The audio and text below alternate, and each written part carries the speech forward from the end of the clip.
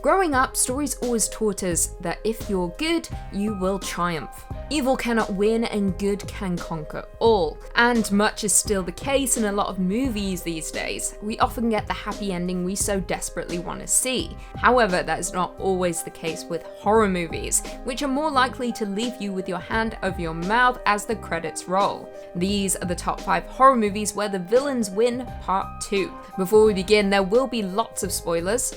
You have been warned, don't yell at me. With that, let's jump in. Coming in at number 5, we have Saw. Now, I know the Saw franchise is extremely large and convoluted at this point, therefore I'm going to specifically be discussing the first Saw movie, so don't yell at me. Released in 2004 and directed by James Wan, Saw is a horror film starring the likes of Carrie Elwes, Lee Wannell, Danny Glover, Monica Porter, and Tobin Bell, with it following Wannell and Elwes, who play 2 men who awake to find themselves chained up inside of a dilapidated bathroom, with one, Lawrence Gordon, being ordered to kill the other, Adam, otherwise his family will be killed. Now, this is of course the movie that kickstarted the entire franchise in a much tamer way than you might expect, considering the original Saw was much more of a psychological horror than a gore fest. The simple premise was, how far would you go to protect yourself and the ones you love? Will you take another life? Will you saw off your own foot? Now, during the entire ordeal, lying on the floor between Lawrence and Adam is a corpse with a bullet wound to the head. He is a piece of the set for the duration of the movie. That is until the end.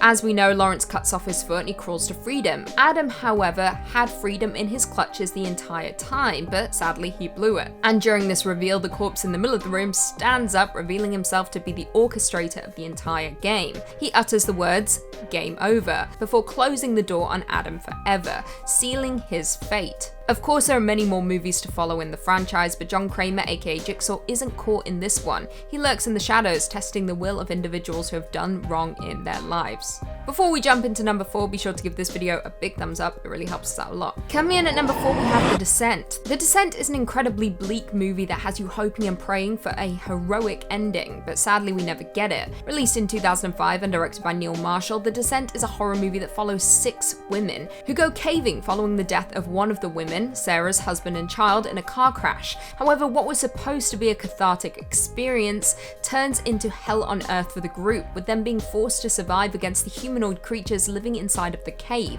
after they get trapped. Friend quickly turns on friend. Dark secrets are revealed, and one by one the group are savagely picked off until there is one left, Sarah. She manages to scramble her way to freedom, runs to the nearest car, gets in and starts driving to safety. We expect anyway. However, that is not the case. Turns out Sarah was hallucinating the entire thing after hitting her head inside the cave system.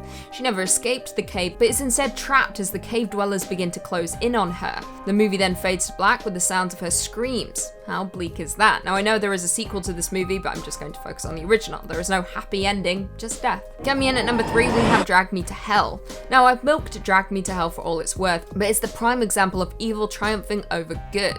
Released in 2009 and directed by Sam Raimi, Drag Me to Hell stars the likes of Alison Lohman, Justin Long, Lorna Raver, and David Paymer, with it following Christine, a loan officer who denies an elderly woman an extension on her mortgage, which was quite literally the worst call for her to make, with the elderly woman being a gypsy, who ultimately places a curse on Christine.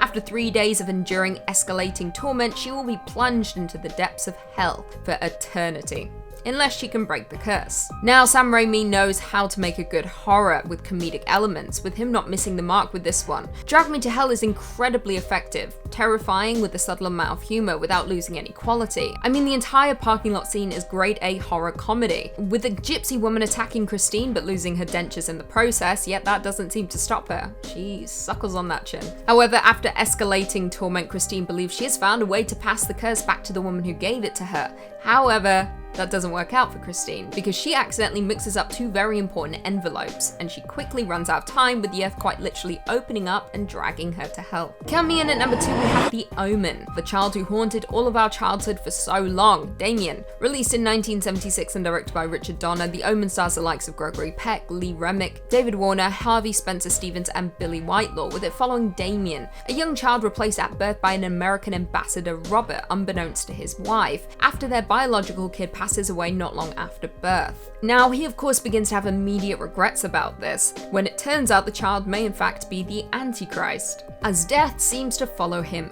everywhere. Terrifying dogs begin to turn up out of the blue, and at a birthday party, the nanny hangs herself. stating, "It's all for you, Damien." Creepy. Damien even tips his mother over the banister up the stairs, causing her to miscarry. Creepier still, they soon discover Damien's birth mother was in fact a jackal after they head to the cemetery to dig her up. As the movie unfolds, the father begins to realize that Damien is the Antichrist whose presence is supported by a conspiracy of Satanists. So the father and priest act how any sane person would. They try to get rid of the Antichrist from this world by performing a sacrifice. However, just as they're about to do it, the police arrive and seeing a child, they gun the father down. Jumping forward, we're at the funeral of Robert and Damien walks away with the President of the United States, no less. Evil definitely triumphs in this one and is quite literally reaches the top. And finally, coming in at number 1, we have The Witch. This is a truly superb movie that we just don't get to discuss enough on this channel. That needs to change. Released in 2015 and directed by Robert Eggers, The Witch is a period supernatural horror starring the likes of Anya Taylor-Joy, Ralph Ineson and Kate Dickie, with it centering on a Puritan family who were banished out to live by the edge of the woods and soon encounter forces of evil beyond their New England farm. The movie is most certainly a slow burn, with you not being quite sure what is going on or who to trust. There is a witch living deep in the woods, that much we know, but when the baby in the family disappears, it has you questioning what exactly took place. We do learn that the witch has taken him, leaving the family utterly shattered. However, he isn't the only child to be in the clutches of the witch in the woods, with Caleb also straying too far and being poisoned by her magic. The movie is not joyful in the slightest, and it's quite difficult to have a good time while watching it, simply because of how bleak it actually is. It's incessant, the lingering unease and the unsettling feeling that nothing will ever be alright for the family. They've seen too much and experienced too much, and when witches and the devil are involved, you know no one is making it out alive, unless you join them, of course. And that's exactly what happens with Thomasin. She signs an oath to the devil and joins the coven of witches living in the woods, with the movie ending with them levitating above a bonfire and laughing maniacally.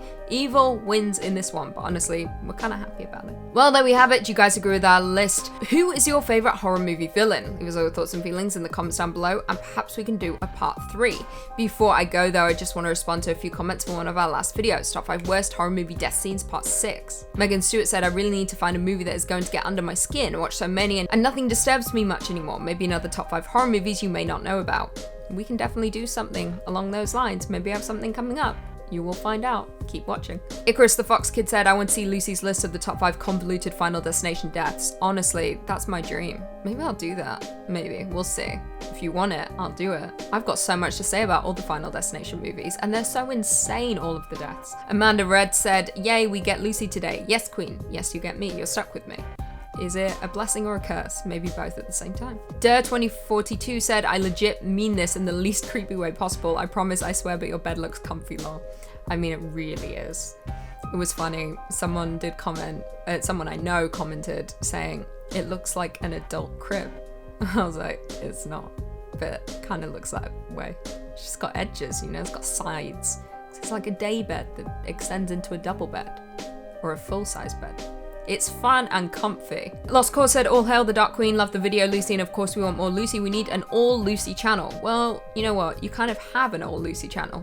I'm here a lot, but I'm primarily on Top 10 Central Dark, which if you like horror and you like reaction channels, head over there. You get the best of both worlds. And plus, I'm there all the time. I think I'm in 80% of the videos. And on that note, if you haven't already, be sure to give this video a big thumbs up. And until next time, I'll see you later.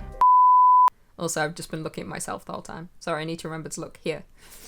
Coming in at number 4, no.